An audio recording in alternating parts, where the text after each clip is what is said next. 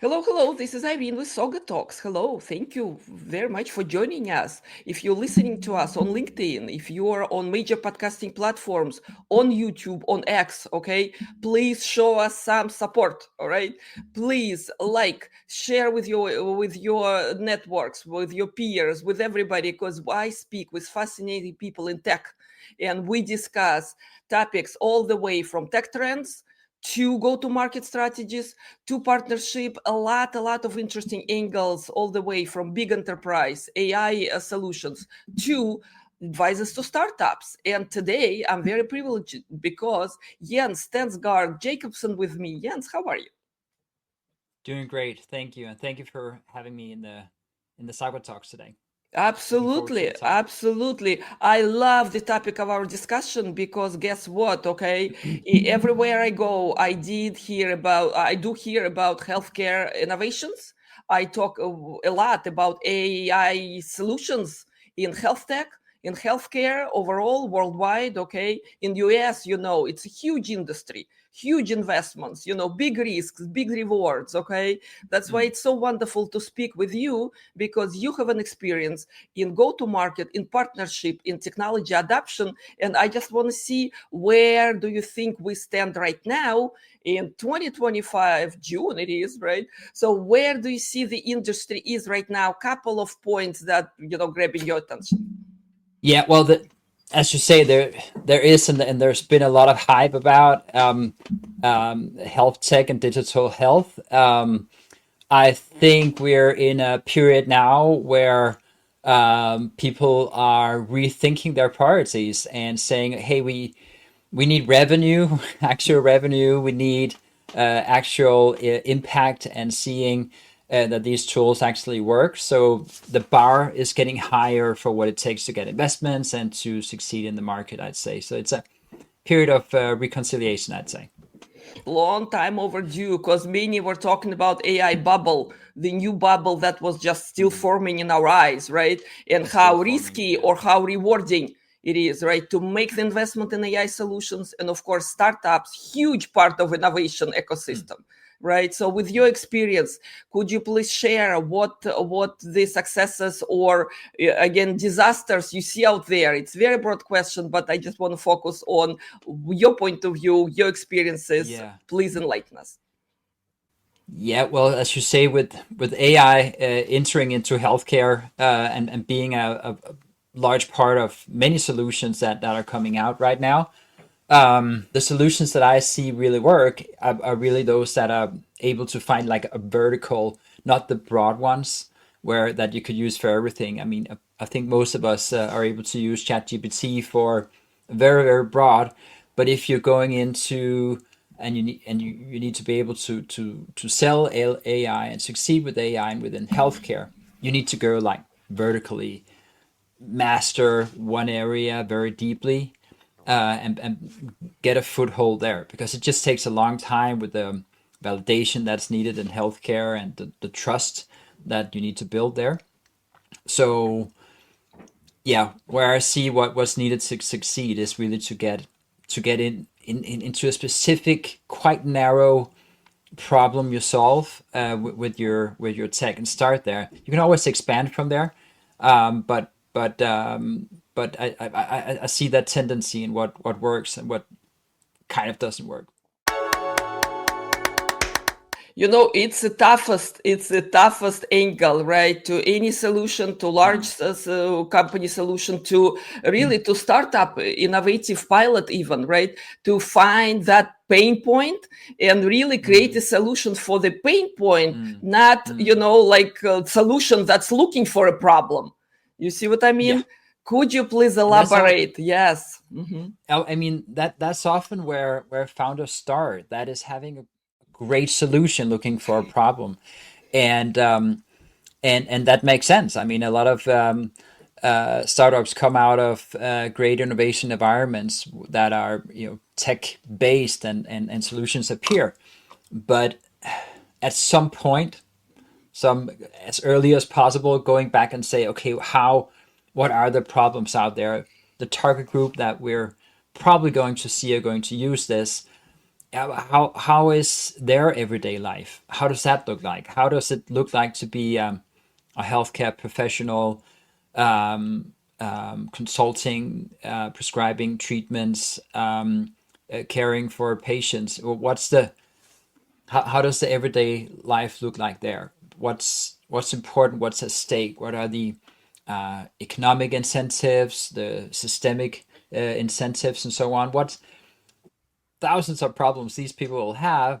Which one are we going to solve that can be solved with our solution? Where do we have that match? And that actually takes more field work and more going out and talking to people than most people are comfortable with, and have the um, uh, I mean that they can wait to find that now we're really scaling, but can stay in that process long enough to really meet a problem. And that's often investors are looking to get their return on investment faster than what's possible within healthcare. I think the upside is larger because it's the big problems we're solving, but I think being patient. I'm hoping and praying for more patience in healthcare, because it does take longer time, but the upside is also larger. Um, Absolutely. What kind of conversations are happening? Okay, so let's mm, enlighten the audience.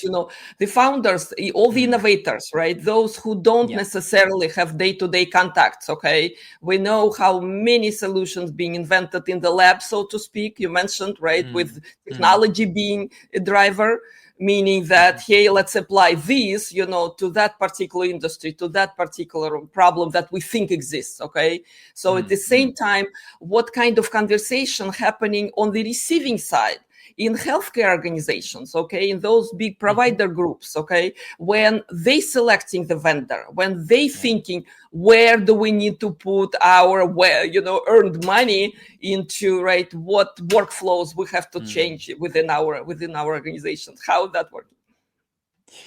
So I'd like to separate that group into two, because there are people within the healthcare organizations, hospitals, insurance, and so on, that are dealing specifically with this. A few people that are sort of scouting, finding out how to collaborate, how do we innovate, and so on. Um, and then there's a much larger group that are just normal healthcare professionals, or a professor in something, or at the ward level, that um, that have the problems and can be amazing ambassadors. And I think for that group, they're not sort of going out there and looking for solutions. They're often quite open if you approach them in the right way, and will often be the first point of contact coming into the healthcare system. Um, so what I see is that a lot of people are successful in connecting with these just kind of ordinary healthcare professionals that might be interested in um, having digital health tech as part of their career path. That's something they're interested in. The upcoming, but connecting with these, developing the solutions on sort of the hospital floor, can be maybe the only possible, and also quite impactful way to do it, because that could be access to those that buy the solutions at some point. But they want to see clinicians using it before, right? They want to see pilots. They want to see proof that it's valuable before they go and buy solutions. So, and the discussions they're having at the hospital floor, that's, I mean, that's resources. They're really spread thin with their time and the money at hospitals right now, and it's only getting worse. More and more people have more diseases and are getting older, and so on, and there are less and less nurses and doctors to treat them. So um, for them, it's all the time discussing, okay, will this solve enough for me to well, they're also thinking return on investment, right? They are so stretched on time that if they spend time on implementing something, they might stress out their department because it's really up here. So on the other side, when you're creating a great health tech solution, you need to be super aware of this, that you're selling to people that just don't have time, and you need to, before you improve quality, you need to save time, because all changes take some kind of effort to make, even though they're great changes. But for them, it's saving time or money before improving quality, unfortunately. But you all the time, you the time they spend with your product and implementing that, they could have spent that with the patient, right? And so it makes sense. So yeah, these are the discussions. They're weighing in on how much time do we need to use to implement this. They're also discussing, do others do this? I mean, social proof within healthcare is just like any other industry. Like, I mean, they're looking to other healthcare professionals. Have they done this? Almost it should have been invented at my hospital, but that's best, and with my mentor or the people that I'm looking to. So building social proof is extremely important in that business. True, and in part it connected to fear of missing out. There is this term, Yeah, right? Exactly, yeah, because that if my it competitor, can, right? Mhm. yeah, it can switch into that, and that's great if you can ignite that, the FOMO, because um but there's also a big fear of um being a fool, that you ran with something that wasn't validated, that didn't have the impact. So the, yeah, the FOMO and the fear of being a fool, I think they're competing there, in the minds of the people that are going to implement it and pull it in to the departments. Fascinating, some fascinating dynamics, okay, that make the innovation Yeah, and the whole world, moving forward. So yeah. can you point to some of the like clear mistakes, okay, that maybe these excited AI founders, AI startup founders, Mm, okay, or mm, any hmm. technology founders, right? What are they making on what they don't know, entering that complex landscape of Yeah. conflicting at the same time, igniting possibilities? Well, so I would say two things. I think the main thing is to go in and find um, that you have a great solution that doesn't have a place in the workflow of the healthcare professionals or the patients you're trying to help. So you need to really map, how does the workflow of the healthcare professional that was going to use your tool, how does that look like, or how does the everyday life of the patient that is going to be helped by whatever tool you have. You need to know that quite well, both before going to market but also afterwards, because it'll change because of your tool. You need to know that, and you need to know exactly what existing workflow you're fitting into and how you're changing that, and making the habits around using your tool easy to do, because us um, people are just very prone to go into habits, and it's something of the most difficult to change, and it's something of the most valuable that we have. It's continuous doing something. That's where we get really can make an impact, right? So we wanna tap into existing habits, and we wanna um, know what quote unquote bad habits that we are changing, and be very mindful about that. And I think a lot of tech entrepreneurs going into health are not enough aware about that, and the habits connected to our health are just very very close, and can be intimate.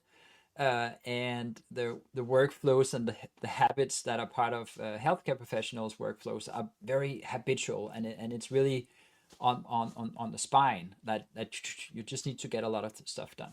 So yeah, moving in that, be very aware about the habits already there, how you tap into it, how your intervention is going to change that, and what comes out of it. Super, super key. The other thing, which is I think a bit more specific to healthcare, is the whole what claims are you making? And I think it's important in the beginning not to be too bold about what claims you're making about the amazing change you can do within a specific field. And the reason for that is that within healthcare, you may need to validate your claims. If it has an impact on people's health, on the decisions about treatment, and so on, you may need a CE mark or FDA approval, depending on your continent, where you're in the world. So, and that will take clinical studies, and the larger the claim, the more demanding clinical studies you need to make, and the more time it will take for you to go to market. So you're actually risking going out, having a big claim that it will take you a couple of years actually to be able to validate that, and you might have a competitor with a smaller claim that could just swoop into the market and afterwards have a lot of real world evidence for the solution just by being the market, and then can sort of take over your position. So it's, or you run out of investor money and so on because it just takes time. So being mindful about that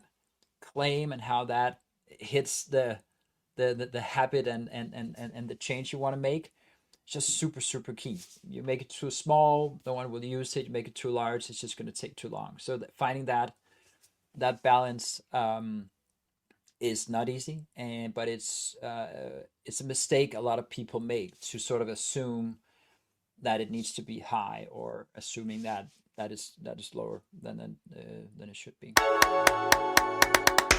Did you find helpful, okay, to have part of startup, if not founders, but at least very closely connected to idea, to the solution, the highly esteemed, okay, medical professional, or part of the innovative company, okay? Because I know a lot of engineers, I know a lot of founders, okay? Not Yeah. every startup has this expertise under their belt. Do you find it helpful, or it's rather, not significant factor? Oh, that's very dependent on, again, the claim you're trying to make or the change you're making. Um, what we've seen is that partnering with um, so within healthcare, you have like kings and queens within different areas, and you have the top clinical experts. I've seen that they're not always the best to partner with, because they just don't have the time to be part of innovation, because they're sort of writing the guidelines for treatment. I mean, they have so much going on for them. It's rather the upcoming healthcare professionals that are curious about tech, that want to create a name, and need to sort of do that in a way that the more established key opinion leaders have done. So what I've seen can work really well is partnering up with those that up and coming within an area. Get them as part of your advisory board, perhaps. I mean, being fully on the team is not always the best solution, because then they also can lose the connection to clinical practice. It's if it's possible, then of course it's a great resource to have, because they know the habits, the workflows, the problems, the pressure of their colleagues. But it can easily be done as an advisory role, or partnering in different ways, collaborating on making pilots and so on, to get them close, because the knowledge is super key. I'd also say keeping patient experts, like any other area, having an illness. You can be at a noob level, and you can be at a almost professional level, and the patient organizations are often where you can um, you can find people that have a broader understanding of the how it is to live with a disease, and having these people close can be can give a lot to know about how will this how will your digital solution actually pan out when it's out there in the world. So they can also be important experts. We've had a lot of success with putting them together in co-creation groups. Just hearing their discussions, it's a great dynamic having healthcare professionals and patients in the same group, because it's just different dialogues when they collaborate and about something digital or tech. It's super helpful to letting them guide, and their discussions guide the development. That can be very powerful, and super important ambassadors when you need to do the implementation, right? Sure. Could you maybe share some successes, okay? Yeah, Without specifics, but some projects that were done right, hopefully avoiding mistakes you were talking about. What the kind of, yeah, right? Yeah, great, inspiring story. Anything you could share? yeah. I mean, so there is a project, and it's within well, within cancer, an app and patient reported outcome measure app within for young people with cancer, that um, that we actually started with a talk with a professor at a hospital, just at a conference out of, hey, we need to do something here, can we help each other out. And what was interesting there, that the first round of funding for that was actually going to the pharmaceutical industry and say, hey, there's an interesting a project here. Could you all put in a bit to get it started, and get the co-creation, getting the initial ideation going for how can we help this group. Um, and what we did there was to gather a group of young people living with cancer that were already at the same hospital, took them out of the hospital setting, and worked with ideation about how could this look like, and from there created a concept, um, and found initial or found further funding from that was actually from the insurance foundations. Um, Taking it from there, getting validation. I think they wrote about 10 different articles about the impact of the health of the app on the health of the users. So documenting the effect, um, and getting through all these. I mean, there's a lot of barriers when it comes to implementation when you're implementing an app service at a hospital. I mean, there's compliance is just super important. So and that took about half or 1 year just getting through the legal compliance things. But on the other side of that, we went on a fast track for implementation, um, and got a reimbursement agreement for like a 5 year reimbursement agreement rolling out to all hospitals in Denmark, all cancer departments. So it's now a solution that all young people living with cancer can access, and they have a community where they can